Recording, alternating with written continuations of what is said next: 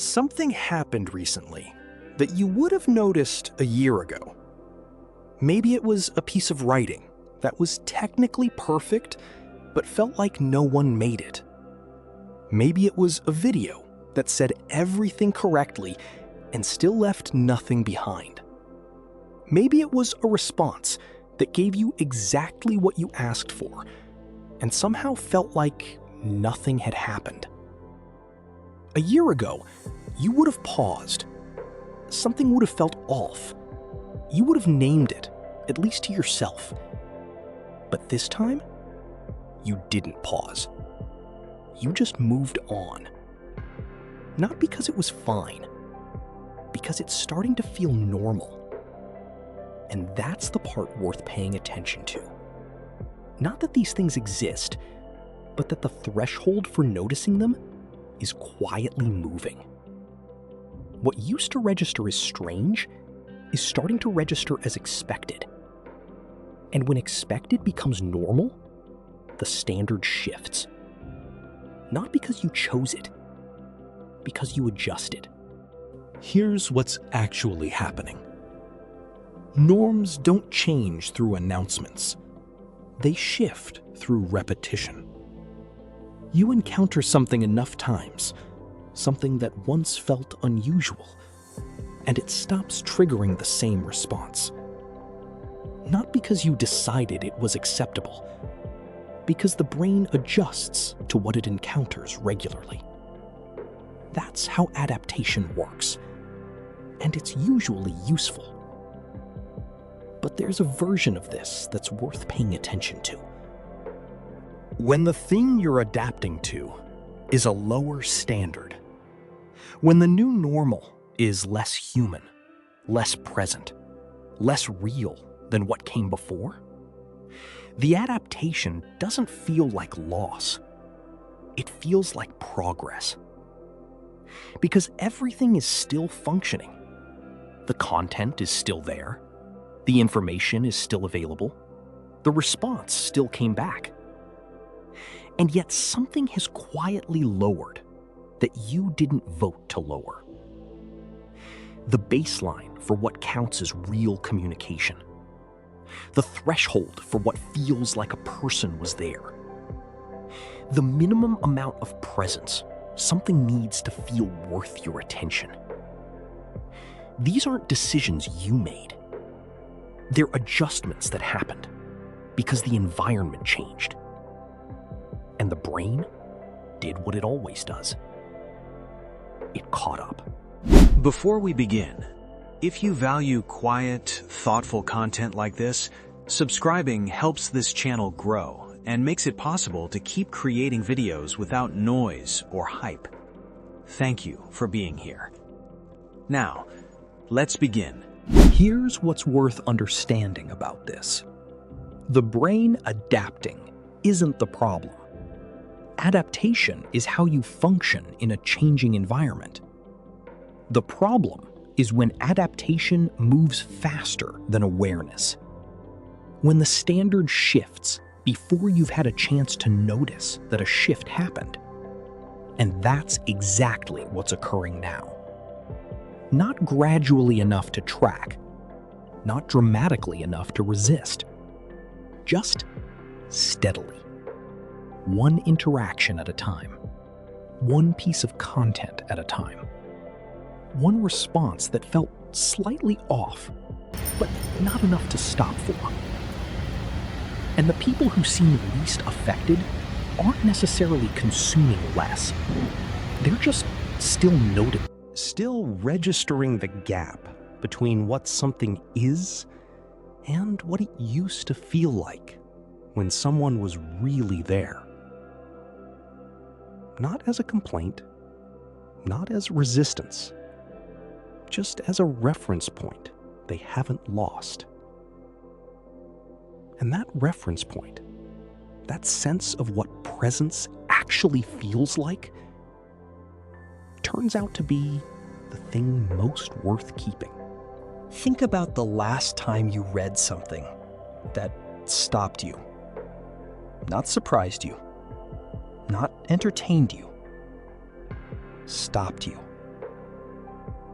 made you put it down for a second, because something in it was so specific, so exactly right, or so unexpectedly true that you needed a moment. That experience is becoming rarer. Not because you're reading less, not because the writing is worse by any technical measure, because the thing that used to stop you was a specific kind of collision between something someone noticed and something you hadn't put into words yet. A moment where another person's observation landed exactly where you had an unfinished thought. That collision requires two things: someone who noticed something real and someone who was paying enough attention to feel it. The first condition is getting harder to meet.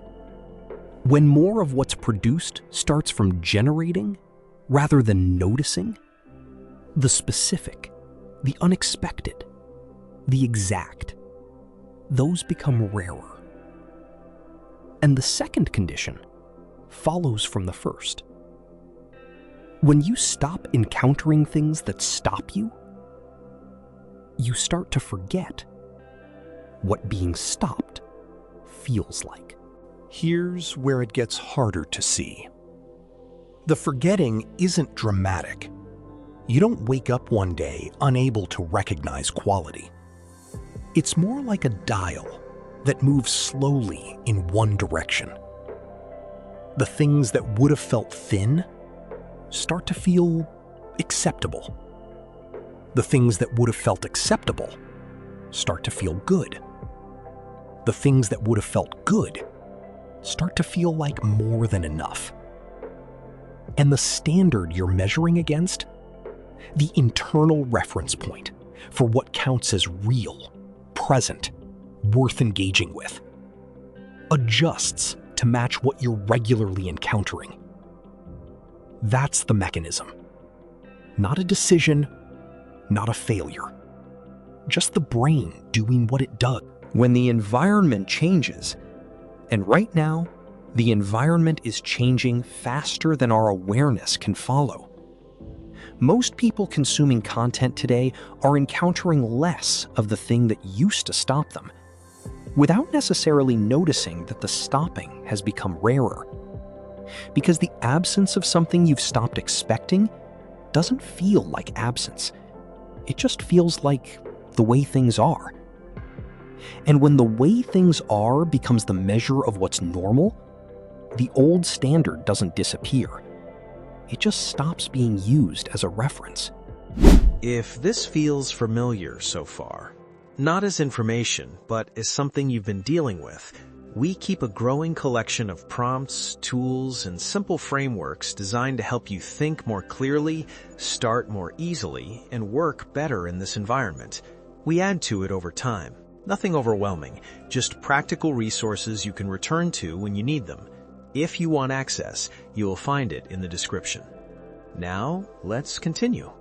Here's what's still available. The reference point hasn't disappeared. It's just less frequently activated. And there's a difference between a standard that's gone and one that simply hasn't been called on recently. Because the moment you encounter something with real presence, something where you can feel that a person was actually there, the old calibration comes back. Not as a memory, as a feeling. You recognize it. And that recognition is how you know the standard is still in you. Not archived, not forgotten. Just waiting for something worth measuring against it. The people who seem least affected by the general lowering aren't doing something unusual. They're just exposing themselves to enough of the real thing that the reference stays active. They read the writers who still notice. They seek out the conversations where someone is genuinely working something out. They stay long enough with the things that stop them to remember what stopping felt like. Not as a discipline, just as a preference they've kept, while most people let it drift. And the preference is still available. It doesn't take much to reactivate. Just one thing that stops you, and the decision to stay with it long enough to remember why. When was the last time something stopped you? What's shifting isn't taste. It's the baseline that taste is measured against. And baselines shift quietly. Not through decisions, through exposure, through repetition, through the accumulation of small adjustments that each felt like nothing at the time. That's how normal changes. Not with an announcement, with a gradual recalibration of what you expect, what you accept, and what you no longer notice is missing. The standard is still in you. It hasn't been replaced. It's just less frequently called on. And what keeps it active isn't complicated. It's just exposure to enough of the real thing That you don't forget what the real thing feels like. And there's something underneath all of this worth going further into.